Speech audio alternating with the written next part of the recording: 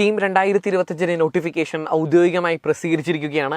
കേരളത്തിലെ വിവിധ കോളേജുകളിലെ engineering, architecture, pharmacy, MBBS, BDS, homeo, Ayurveda, Siddha, Unani, agriculture, forestry, veterinary, fisheries തുടങ്ങിയ അനവധി കോഴ്സുകളിലേക്കുള്ള അഡ്മിഷൻ കീം 2025 റാങ്ക് ലിസ്റ്റിന്റെ അടിസ്ഥാനത്തിലാണ് നടത്തപ്പെടുന്നത്. കീം 2025 ആപ്ലിക്കേഷൻ നടപടികൾ ആരംഭിക്കുന്നത് ഫെബ്രുവരി 20 നിങ്ങൾക്ക് ആപ്ലിക്കേഷൻ സബ്മിറ്റ് ചെയ്യുന്നതിനും ഫീ അടയ്ക്കുന്നതിനുള്ള അവസരം എന്ന് പറയുന്നത് മാർച്ച് 10 വൈകുന്നേരം 5 മണി വരെയാണ് നിങ്ങൾക്ക് ലഭിക്കുന്നത്.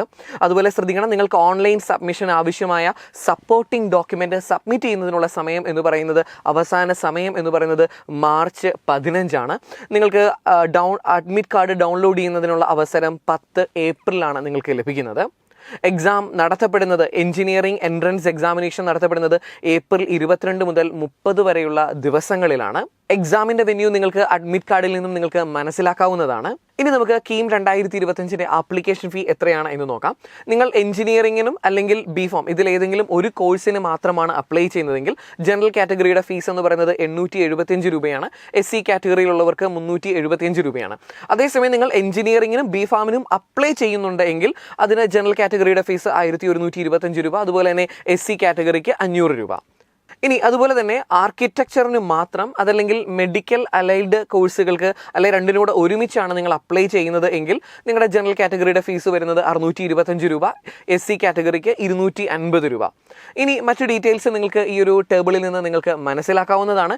ST കാറ്റഗറിക്ക് ഫീസ് ഇല്ല എന്നുള്ളതും പ്രത്യേകം ഓർക്കുക. അതുപോലെ ഒരു കാര്യം പ്രത്യേകം ശ്രദ്ധിക്കണം, കീം എക്സാമിന് വേണ്ടി ദുബായ് അല്ലെങ്കിൽ ബഹ്റൈൻ തിരഞ്ഞെടുക്കുന്ന വിദ്യാർത്ഥികൾക്ക് ആപ്ലിക്കേഷൻ ഫീയോടുകൂടി അഡീഷണൽ ഫീ ആയി അടയ്ക്കേണ്ടത് 15,000 രൂപയാണ്.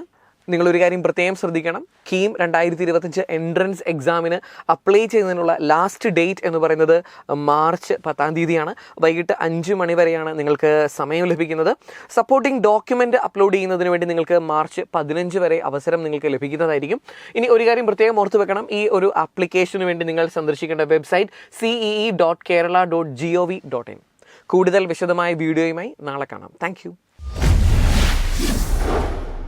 Brilliant Study Center, India's #1 coaching center for NEET and JEE.